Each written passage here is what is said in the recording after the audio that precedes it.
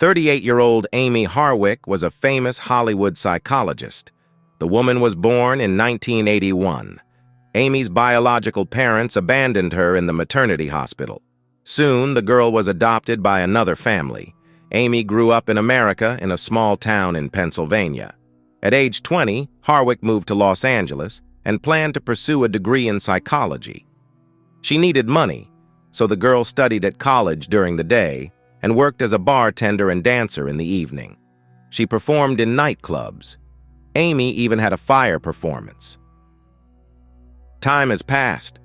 Amie made quite a lot of money. She received a master's degree in clinical psychology and later a doctorate in sexology. Amie went into private practice. She worked with problem clients who were rejected by other professionals. Actors of adult films and other sex industry workers often came to Amie's sessions. Her acquaintance, Robert Koshland, said, "Amie developed a morbid fascination with death. She was obsessed with death and even bought herself a real coffin. In her house there was a collection of poisons. It was beautiful, but very creepy." In 2017, Amie Harwick met 60-year-old Drew Carey. Drew was a comedian and popular television host. The man invited Amie to his comedy show. It was Valentine's Day. Drew Carey said, "I met Amie through a producer who threw amazing Hollywood parties. It was 2017. Amie worked as a bartender at a party. I couldn't pass by such a beauty."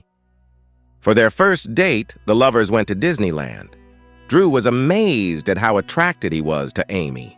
The man truly fell in love. Drew said that he had many complexes.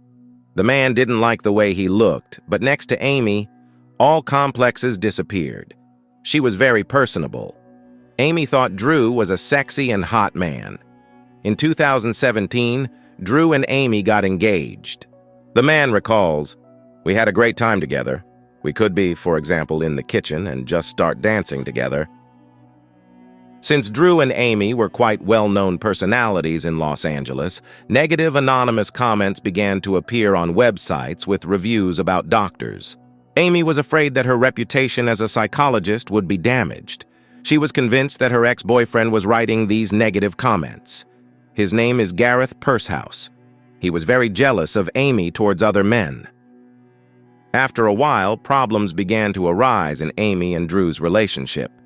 They began to quarrel often. Mostly, they fought about Drew's job. They went to psychotherapy together. However, this did not help. Drew and Amie broke up and stopped communicating. In 2020, before Valentine's Day, Amie suddenly texted Drew, "I'd really like to meet you and talk." Drew replied, "Yeah, I want that too, I love you." On February 14th, early in the morning, Amie met with her friend Cleopatra Slough.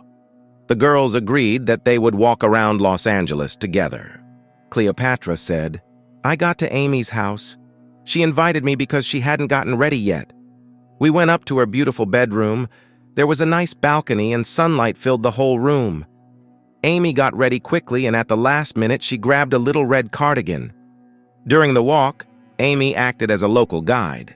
She showed her friend various sights and told interesting stories about the city. The girls then stopped for breakfast at the Beechwood Cafe. Amie told Cleopatra how happy she was, how well her life and career were going. From the outside, it seemed that this was really so. Amie was scheduled to go to the Globe Theater for a burlesque show that evening.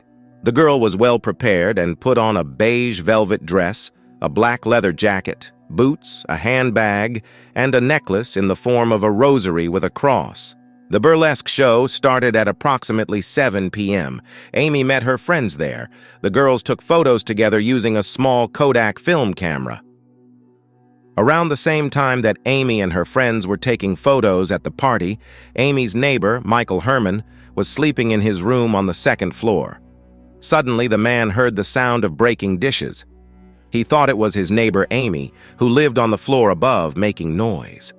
Then the man went back to sleep. Looking at the photos of Amie and her friends, you might think that they are all incredibly happy. Amie's friend, Miss Tosh, said, "We were all delighted with the holiday and the show. We had a lot of fun."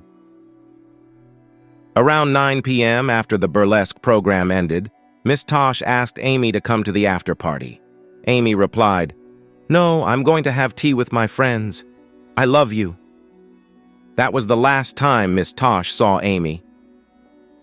Amie Harwick and several of her friends left the Globe Theater and went to another establishment, Nomad, to socialize and drink tea.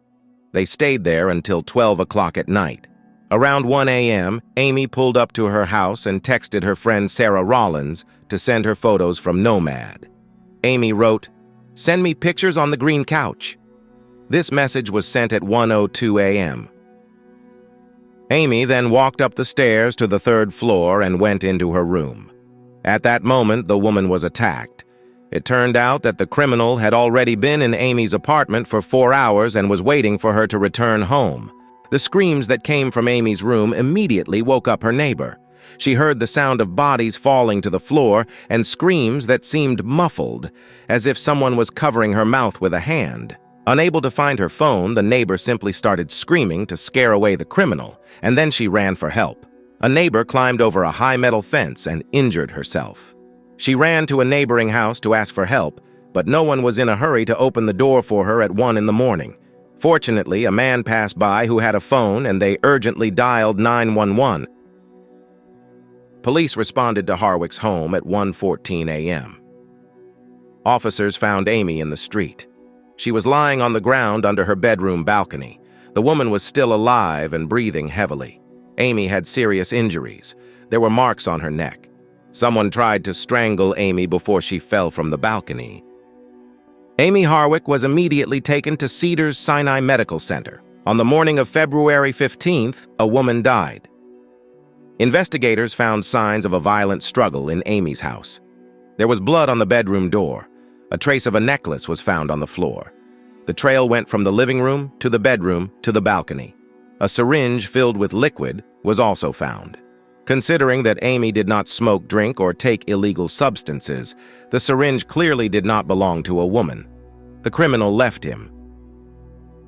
Amie's close friends heard the news that their 38-year-old friend, whom they loved so much, had passed away.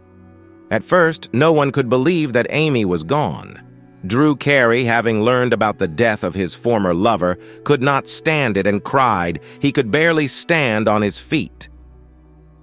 After the tragedy, many of Amie's friends unanimously declared that they knew who could have committed the murder. Everyone was pointing the finger at Amie's ex-boyfriend, Gareth Pursehouse. Amie's close friend, Robert Koshland, went to the police station and told investigators that he knew about Gareth Pursehouse, Amie's ex-boyfriend, whom she had dated many years ago. Gareth was a software engineer, comedian, and photographer. Robert stated that Gareth assaulted Amie on multiple occasions, and indeed the cops found reports and 2 restraining orders that Amie had against Gareth. Here's what she wrote in April 2011. "Gareth Pursehouse pushed me to the ground, put his hand over my mouth to stop me from screaming, and then started beating me." Later, another statement was found from Amie. "We had numerous arguments during which Gareth Pursehouse choked me, pushed me against the wall, kicked me, threw me to the ground, hit my head on the ground, and punched me. After quarrels and fights, Gareth came to his senses and asked Amie for forgiveness. He said that he was very sorry. He said that he did not want to offend the woman. Afterwards, he confessed his love." Amie and Gareth's relationship was very different in the beginning. Amie has long wanted to find a good, reliable guy. Having met Gareth, she was sure that he was the man of her dreams. He was very charming and had a beautiful, athletic figure. However, Gareth strictly forbade Amie from meeting her friends. After some time, the woman admitted that Gareth was abusing her. Amie filed a statement with the police. Friends have repeatedly advised Amie to break up with Gareth and leave this man. Amie agreed that this relationship needed to end. In 2012, she told Gareth that she no longer wanted to be with him. He did not take the news well and became obsessed with Amie. The man began to follow the woman, find out where she is and with whom. He asked his friend to send Amie messages and love songs. Harwick did not want to reconcile with her ex-boyfriend. A video appeared on her YouTube channel about how to survive a breakup. Amie shared some helpful information on this topic. Harwick quickly forgot her ex-boyfriend and returned to normal life. 4 years have passed. One day, an unknown person broke into Amie's house and stole her photo album and computer. The girl suspected that her ex-boyfriend Gareth Pursehouse did it. However, no evidence of his guilt was found. After this incident, Amie became more anxious. She constantly felt like she was being watched and her phone conversations were being eavesdropped. Amie was convinced that the abusive online comments she had received for years were coming from Gareth Pursehouse. He also sent messages to her friends and urged them to stop communicating with Amie. On January 16, 2020, for the first time in 8 years, Amie crossed paths with Gareth. Psychologist Amie Harwick has been invited to the annual XBIZ Awards. There she met Gareth, who was working the event. Amie tried to remain calm, but when Gareth saw her, he became furious. The man shouted in Amie's face, "You ruined my life!" At that time, there were about 100 people in the hall, and everyone heard Gareth's terrible screams. Then he began to freak out, fell to the floor, curled up in the fetal position, and sobbed loudly. After the show, Amie and Gareth talked for 45 minutes together. They sat away from everyone, and no one heard their conversation. The guards kept a close eye on the couple. Amie's friend Robert Koshland said, "She told me she had become a therapist with Gareth. She told him that he needed to move on with his life and stop fighting.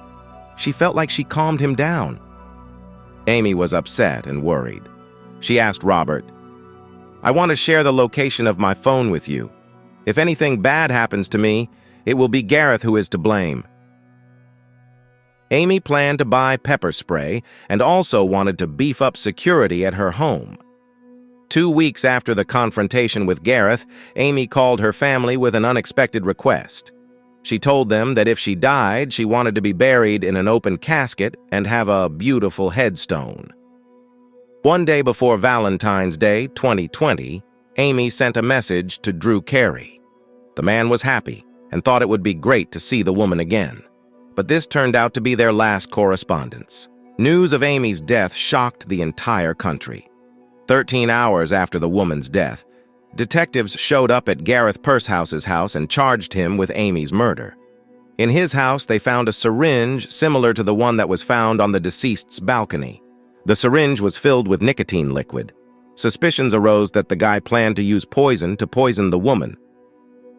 In September 2021, a year and a half after his arrest, Gareth Pursehouse appeared in Los Angeles Superior Court. Cameras were not allowed at the hearing. Prosecutors discussed Amie's autopsy.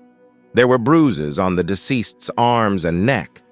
Broken blood vessels were found around Amie's eyes, indicating strangulation. But was Gareth Pursehouse guilty of this brutal crime? Prosecutors presented evidence. DNA material recovered from the living room door and floor. This DNA matched Gareth's DNA exactly. A man's DNA was also found under Amie's fingernails. The struggle between Amie and the killer lasted about 6 minutes. At the hearing, the defense asked, was the DNA material collected and tested correctly, and was Gareth even there that night?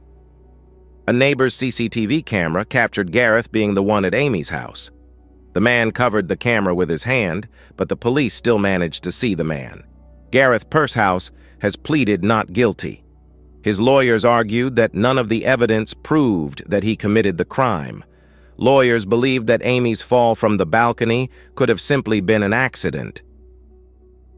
Amie's friend, Robert Koshland, said that it was Gareth who committed this terrible crime, as the man had intentions to kill his former lover. Dr. Neil Benowitz, a leading nicotine expert who wrote a report on the Amie Harwick case, said, "If you take nicotine by mouth or through the skin, it takes much longer because absorption takes a while. But if you inject this substance intravenously, you can die within a few minutes." In court, Amie's friend spoke about her fear of Gareth, about the safety measures that the deceased took to protect herself. After Amie's death, her friend Robert found the woman's email password and found one of the main pieces of evidence against Gareth. It was a letter written by Amie herself. A woman used her email to document a meeting with her ex-boyfriend at the XBiz Awards. Amie wrote, "He started yelling at me. He didn't think I would show up at the ceremony. He cried loudly.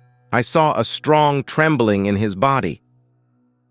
This email made it clear to detectives that Amie Harwick would never have invited Gareth to her home. She wanted nothing to do with him. She was very afraid of this man. None of her relatives believed that Amie accidentally or intentionally fell from the balcony herself. A close friend said Amie felt like someone was watching her. Gareth was not charged with stalking. He has pleaded not guilty in Amie Harwick's death. The forensic psychologist suggested that it was likely that Amie was sympathetic towards Gareth. She tried to convince the man and influence him psychologically, but Amie made a grave mistake. She shouldn't have comforted Gareth. Amie's human kindness only increased Gareth's rage. In 2020, the hearing was constantly postponed due to the pandemic. Gareth Pursehouse has been behind bars all this time. The man continued to deny his guilt. Drew Carey admitted that now Valentine's Day will never be a holiday for him. "I don't know if I'll ever want to celebrate Valentine's Day. I just don't want to do anything." Drew Carey hopes Amie's death will help raise awareness of violence in other families, as well as issues of stalking. It is known that in September 2023, 41-year-old Gareth Pursehouse was found guilty of first-degree murder. He was sentenced to life imprisonment without the possibility of parole. Amie's parents are very grateful to their daughter's friends for their support and help. Friends are planning to build a memorial in memory of Amie Harwick. Thank you for watching. Subscribe to the channel.